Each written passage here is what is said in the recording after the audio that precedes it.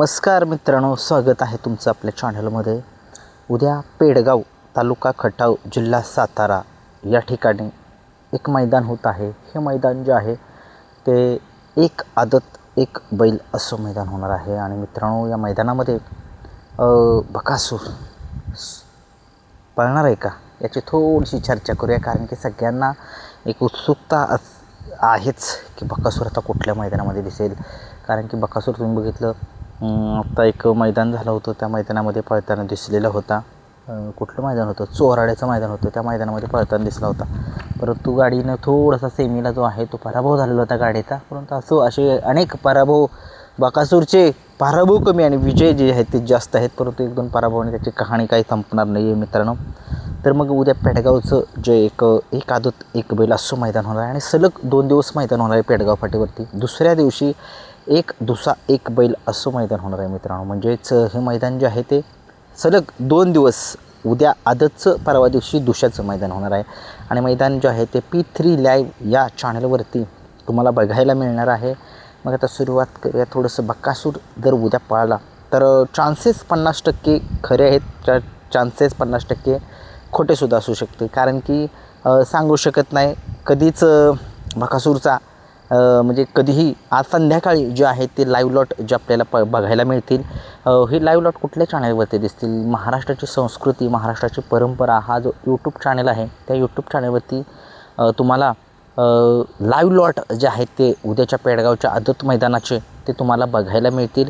संध्याकाळी live lot मला वाटते 9:30च्या पुढेच निघतील। तयार राहा। आणि बकासूर पळेल का नाही हे तुम्हाला संध्याकाळीच समजेल। कारण की तुम्हाला माहितीच आहे बकासूर 1-2 दिवसाच्या गॅपने जो आहे तो पळतो आणि सगळ्या महाराष्ट्राच्या नजरा ज्या आहेत त्या बकासूरवरतीच असतात। कारण की तो एक नामांकित नंदी आहे। तो ज्या ठिकाणी कुठल्या मैदानात पळतो आहे, कुठल्या मैदानात म्हणजे त्याचा पहिरा कोण असू शकतो याच्याबद्दल तुमच्यापर्यंत मी अपडेट जे आहेत ते खऱ्याच देत असतो। आणि ज्यावेळेस कन्फर्म असतं त्यावेळेस मी तुम्हाला कन्फर्मच सांगतो, आणि ज्यावेळेस कन्फर्म नसतं त्यावेळेस मी तुम्हाला कन्फर्म नाही म्हणून सुद्धा सांगतो। तर मग आता उद्या एक आदत एक बैल पेडगावची फाटी म्हटलं की बकासूरचं विक्रम त्या ठिकाणी खूप चांगले आहेत। त्या बैलगाडा शर्यत क्षेत्रामध्ये, या बैलगाडा शर्यत क्षेत्रामध्ये सलग 2 दिवस पळून तिथं त्या ठिकाणी बकासूरने जो आहे तो हिंद केसरीचा आदल्या दिवशी लखनसोबत पळाला, दुसऱ्या दिवशी एक्कासोबत पळाला आणि तिथं हिंद केसरीचा मान जो आहे तो पटकवलेला होता। या बैलगाडा शर्यत क्षेत्रातला एकमेव असा 12 वेळा हिंद केसरी असलेला असा हा बकासूर आपल्याला उद्याच्या मैदानामध्ये एखाद्या वेळेस पळताना दिसू शकेल। आदतच्या मैदानामध्ये जर समजून जावा, आदतमध्ये जर नाही पळाला बकासूर तर मग समजून जायचं की फिक्स आपल्याला पेडगावच्या दुसऱ्याच्या मैदानामध्ये आपल्याला बकासूर जो आहे तो पळताना दिसू शकेल। परंतु चर्चा जी आहे ती चालू आहे की आदतमध्येच पळू शकतो, आणि आदतमधला जर पैरा असेल तर कोण असू शकतो बकासूरचा? जर आदतमधला जर पैरा असेल बकासूरचा तर मग मित्रांनो, या बैलगाडा शर्यत क्षेत्रामध्ये ज्या बैलाने संबंध महाराष्ट्र गाजवलं आहे आपल्या पळण्याच्या जोरावरती आदत वयापासून, असा मला वाटते, माझा अंदाज आहे, सोनारपाड्याच्या सोन्याचा मुलगा उज्जैन 50-50 सोबत पळताना एखाद्या वेळेस दिसू शकेल। अंदाज आहे मित्रांनो, 50% खरं असू शकतो, 50% खोटासुद्धा असू शकतो। त्याच्यामुळे थोडंसं जास्त तुम्ही कन्फर्म समजू नका, मी एक अंदाज माझा सांगतोय। जर उद्या गाडी बकासूर पळाला तर म्हणतोय, आज संध्याकाळी लाईव्ह लॉट जे आहेत त्याच्यामुळे लाईव्ह लॉटमध्ये समजेल की बकासूर पळेल का नाही त्याचं।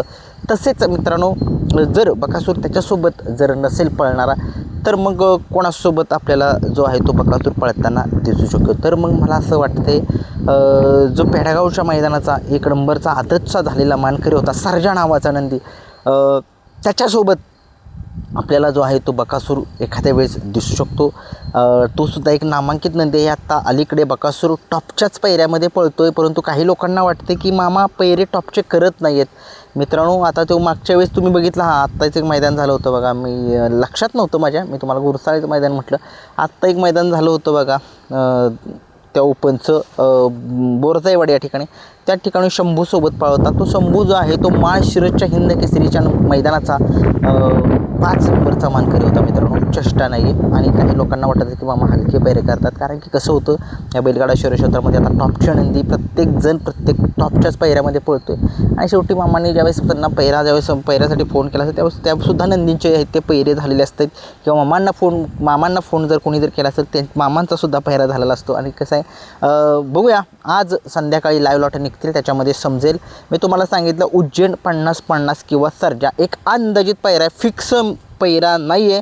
परत ना तुम्ही म्हणताल काहीतरी सांगत बसलं ह्या फिक्स, सगळे लोक गृहीत धरतील. अंदाज आहे मित्रांनो, पण सांगू शकत नाही. गाडी पळेल पण नाही. पण उद्या संध्याकाळी सज्ज राहा. महाराष्ट्राची संस्कृती, महाराष्ट्राची परंपरा या यूट्यूब चॅनलवरती. धन्यवाद.